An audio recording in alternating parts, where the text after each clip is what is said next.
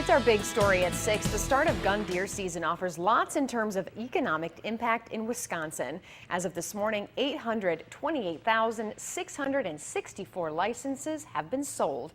It's a $1 billion industry, but with the change of how hunters can register their deer this year, going online instead of in person, some register stations are taking a hit. NBC 26's Eric Kress joins us live at 6 with more. You can still find some register stations like gas stations and bars where you can show up and register your deer in person. But let's be honest, the convenience of doing it yourself from the woods has a certain appeal that most hunters are taking advantage of. At Rowers Grand Slam in Brussels, deer registration used to bring in more than just one kind of bucks. Well, right now the bar would be lined and, there'd be people standing around telling deer stories. This is where we always would come, and the road would be lined with cars and deer and people registering.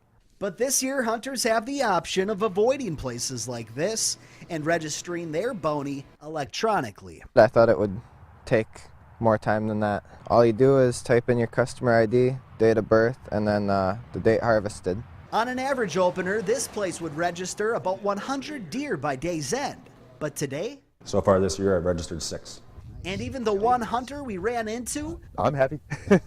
registering his deer in person, says he understands why. It's so much easier. You don't have to make an extra trip and spend all the extra time.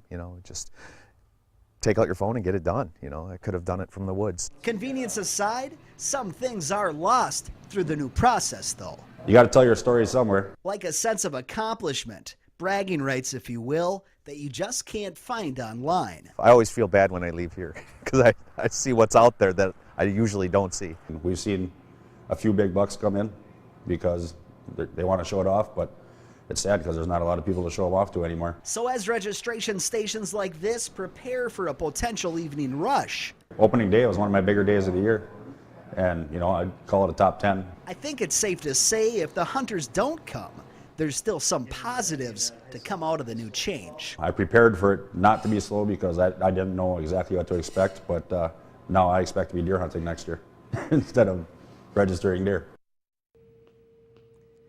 To find the nearest registration station that you can visit in person, just check out this story on our website. Eric Kress, NBC 26.